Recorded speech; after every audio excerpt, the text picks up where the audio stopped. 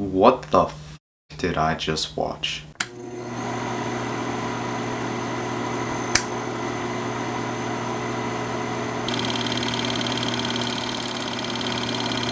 Hello and welcome to the first viewing. So last night I saw Akira, which is widely considered one of the best anime films of all time, and it's all about two bikers, Kaneda and Tetsu, who live in this dystopian future Tokyo of 2019. Tetsu is tired of being belittled and called weak, so when government experiments with the unknown power Akira gives him these incredible godlike powers, he uses them for revenge. Obviously, this film focuses a lot on what happens when you give the power of God to a single person, and Akira is effectively God in this universe. So in this video, I'm going to be primarily focusing on the filmmaking aspects of things because there is just so much to unpack in the story of this film, and it is just not something that I can do in a first viewing. The opening of this film is incredibly intense, just like the rest of it, and a lot of that has to do with the music of this film, which is just incredible. It's very intense and it feels very spiritual and strange, just like the rest of the film. It also has really great world building. It's actually a lot like the world building in Star Wars, where nobody ever actually talks or explains how the society works because all of these characters live in this world and therefore they already understand how it works, and nobody just going to be sitting around talking about something really basic and normal in their world. It's not so much like this is a story about this future society, but rather a story within this future society. In fact, the entire world in this film is really cool. It's actually one of the films to help really jumpstart the popularity of this kind of dystopian future in film, a lot like Blade Runner. It really feels like another world, but it also feels a lot like something our world could turn into in the future with just how well it reflects our society today, even 30 years after the film was made. The setup of these secret government experiments to harness the power of God is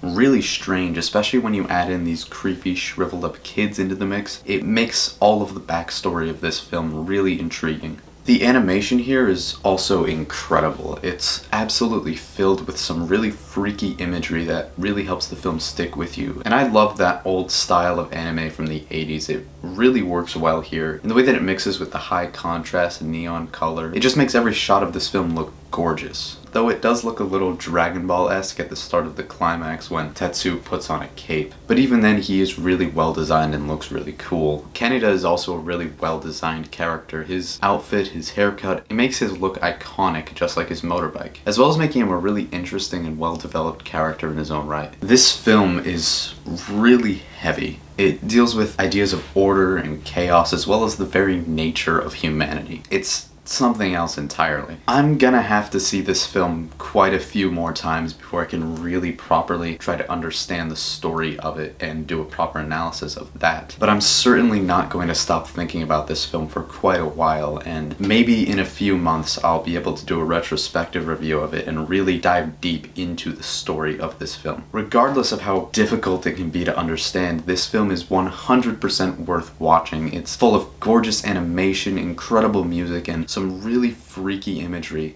that definitely is strange and makes this film one of the coolest anime I've ever seen. It also is full of really interesting and entertaining characters who are just really fun to watch, and it has some really interesting deep stuff going on if you're interested to look more into it. Thank you all for watching this installment of the first viewing. If you enjoyed, please leave a like, comment, maybe even subscribe. Thank you all again for watching, and have a nice day.